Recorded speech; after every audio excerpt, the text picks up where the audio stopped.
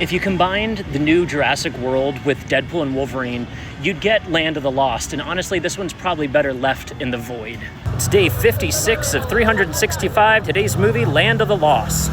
Directed by Brad Silberling, who you'll remember from the first episode of this series with a series of unfortunate events. It's crazy that we're already 56 days into this and he's coming back up again. It stars Will Ferrell, Danny McBride, and Anna Friel. And the craziest thing about this movie is that within the opening 3 scenes, we get 2 sex pests. One with Matt Lauer and then another with a reference to Jared the Subway guy. This is so 2009 it hurts. Honestly, Anna didn't deserve this at all. It's always hard when there's a 26%er from Rotten Tomatoes on the show. It's even harder for me when it deserves it, because what went wrong with this movie? Honestly, it feels like the original script was maybe done up as like a G-rated Robin Williams vehicle, and then it was passed off to the SNL crew to punch it up to a hard, edgy R rating. And then they decided to split the difference with a weak as water PG-13. I saw this at the ripe old age of 18. I was target demographic, and yet I still found that it was totally forgettable. When I turned it on to rewatch it recently, I couldn't remember a single scene that had transpired. I kind of remembered the dinosaur people, and then it turns out they were like interdimensional lizard men, so I wasn't even clocking the lore in this thing. Danny McBride's here doing his Tropic Thunder thing, but because it's PG-13, it just doesn't work as well. Honestly, who is this for if not for me? And yet, I totally forgot about it. It didn't work for me at all. Jorma Taccone is here playing an ape man who's kind of pervy, and honestly, that could have been played for laughs more, maybe in an R-rated version. It definitely wouldn't have fit a G-rated version. It's crazy that it just ends up feeling like a sketch because he's from Lonely Island, and Lonely Island does cinematic funny. That's kind of their brand. Will Ferrell's here doing his usual thing. He's cinema gold at this point, but you can tell this character is so flat that he's really having to dive deep to find anything within himself that isn't his normal screaming man-child kind of performance from the time. And like I said about Danny McBride, I'm glad he's here. I love the guy, but the role, totally superfluous. They're having to split the jokes between the two of them because they're both comedy leading men.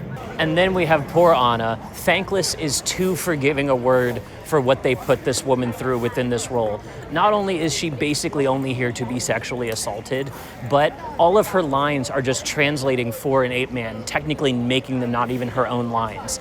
She doesn't get jokes, she doesn't get bits, she gets sexualized. I mean, not to go all film rescue, but if you drop Danny McBride and then convert this back to the original and have it be a sibling thing, which we've seen SNL casts do with the skeleton key, this is something they're actually better at because SNL is kind of vaguely sexless anyways. I think that could have worked a lot better and would have dropped all this gross shit from 2009. It didn't work for me at the time. It definitely doesn't work for me now. God, that is just enough review of a bad movie. Let's talk about the 3 things that I actually liked to wrap this up. I actually really dig The Void. I think that their visual representation is almost exactly what they went for in Loki and Deadpool and Wolverine, so that speaks to it being a very creative vision. However, the thing that I loved the most about it was the scene with the triple dinosaur attack. When we have Compthosauruses, raptors, and a T-Rex, and then eventually an Allosaurus, all attack them in the desert at once. That, to me, is the seeds of the R-rated crazy movie that they wanted to make. The execution on that scene is genuinely excellent. It's frightening.